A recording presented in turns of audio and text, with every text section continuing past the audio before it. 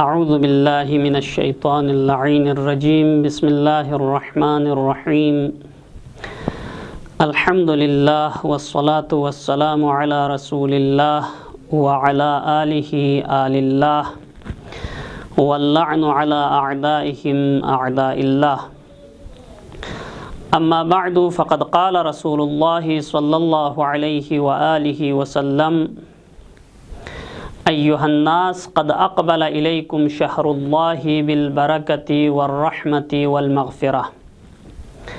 محترم ناظرین، السلام علیکم ورحمۃ اللہ وبرکاتہ۔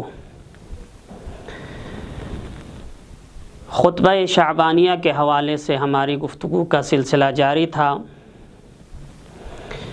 اور پیغمبر اسلام کے اس فرمان کی مختصر سی تشریح ہو رہی تھی کہ پیغمبر اسلام نے فرمایا ایھا الناس قد اقبل الیکم شہر اللہ بالبرکۃ والرحمۃ والمغفرہ، اے لوگو تمہاری طرف خدا کا مہینہ آ رہا ہے جو برکتیں، رحمتیں اور مغفرتیں ساتھ لیے ہوئے آ رہا ہے۔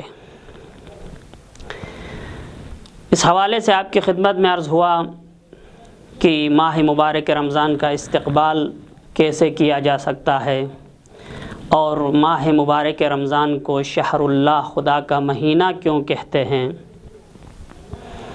اور جب خدا کا مہینہ ہماری طرف آ رہا ہے تو ماہ مبارک رمضان ہمارے لیے کیا تحفہ لے کے آ رہا ہے، ماہ مبارک رمضان کے تحفے اور سوغات کیا ہیں۔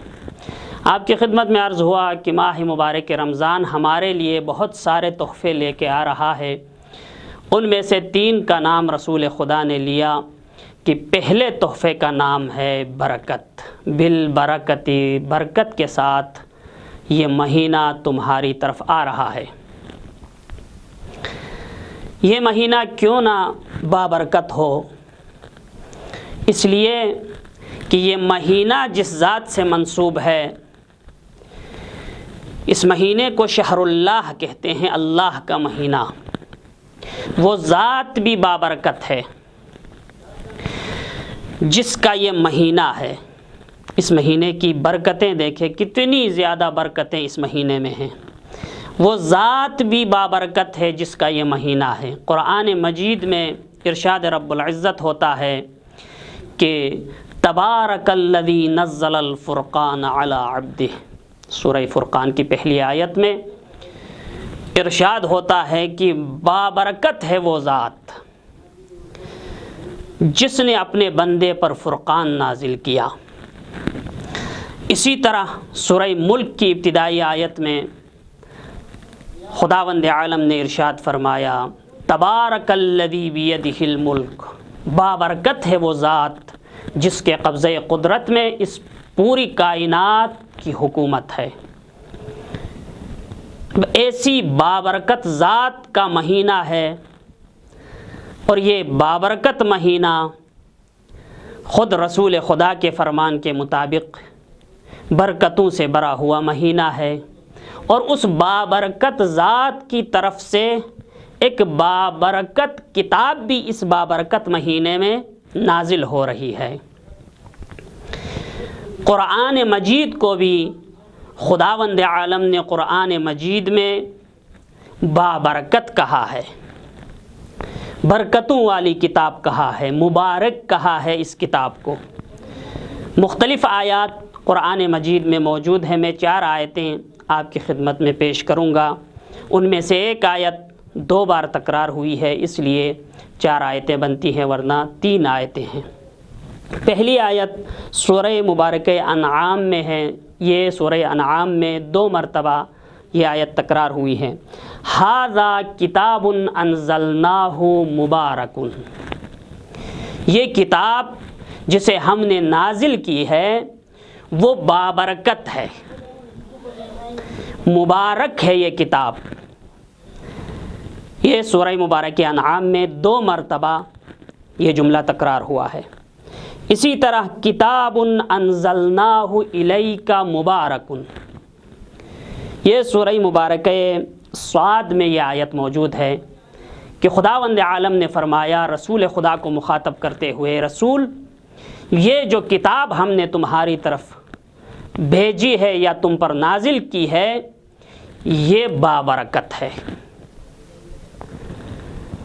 اور تیسری آیت سورہ مبارکہ انبیاء میں ہے، ھذا ذکر مبارک انزلناہ، یہ مبارک ذکر ہے جسے ہم نے نازل کیا ہے۔ تو ان 4 آیتوں میں خداوند عالم نے قرآن مجید کو بابرکت کہا ہے۔ دیکھیں وہ ذات جس کا مہینہ ہے وہ بابرکت ہے، تبارک الذی بیدہ الملک تبارک الذی نزل الفرقان علی عبدہ، اور اس پاک بابرکت ذات نے جو کتاب نازل کی ہے وہ بھی بابرکت ہے۔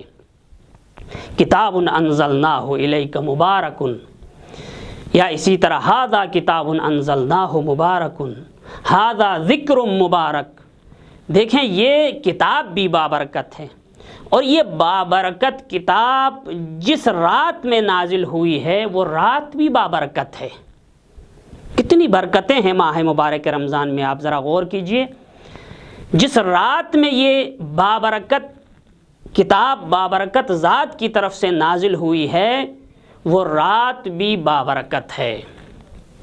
قرآن مجید فرقان حمید میں ارشاد رب العزت ہوتا ہے کہ انا انزلناہ فی لیلۃ مبارکۃ، ہم نے اس کتاب کو بابرکت رات میں نازل کیا۔ شب قدر کو خداوند عالم نے قرآن مجید میں مبارک اور بابرکت رات کہا ہے۔ تو دیکھیں جس ذات کا مہینہ ہے اور جس ذات نے اس کتاب کو نازل کی ہے وہ بھی بابرکت، اور جو کتاب اس مہینے میں نازل ہو رہی ہے وہ بھی بابرکت ہے، اور یہ کتاب جس رات میں نازل ہو رہی ہے وہ بھی بابرکت ہے، اور جس ذات کے قلب مبارک پر یہ کتاب نازل ہو رہی ہے یعنی رحمت للعالمین صلی اللہ علیہ وآلہ وسلم بھی بابرکت ذات ہے۔ دیکھیں اس مہینے میں کتنی برکتیں ہیں، خدا کی کتنی برکتیں نازل ہو رہی ہیں۔ تو عزیزان محترم یہ اتنی بابرکت کتاب ہے کہ جس سے ہم خدا کی برکتوں کو حاصل کر سکتے ہیں، اور ایسا مہینہ ہے جو ابتدا سے لے کر انتہا تک خدا کی برکتوں سے بھرا ہوا مہینہ ہے۔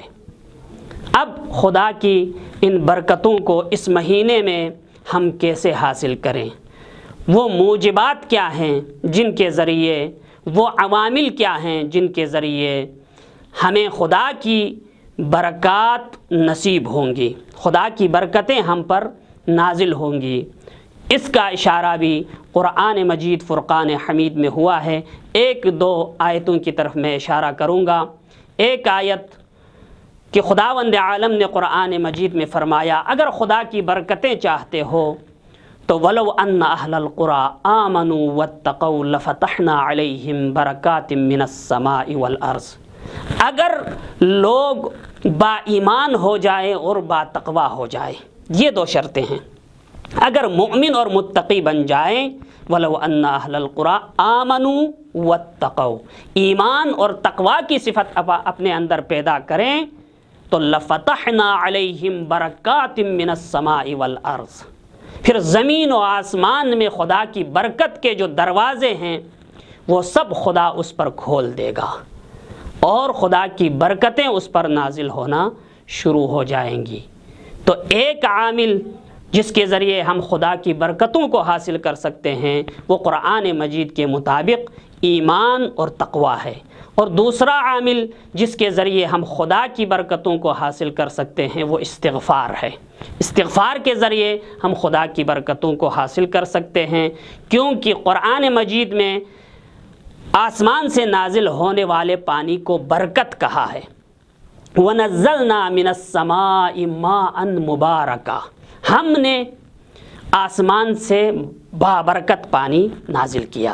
تو اس بابرکت پانی کو حاصل کرنے کے لیے بھی قرآن مجید نے جو نسخہ دیا ہے وہ یہی ہے، وَقُلْتُ اسْتَغْفِرُوا فَقُلْتُ اسْتَغْفِرُوا رَبَّكُمْ إِنَّهُ كَانَ غَفَّارًا يُرْسِلِ السَّمَاءَ عَلَيْكُمْ مِدْرَارًا۔ اگر استغفار کرو گے تو اس برکت کو پاؤ گے۔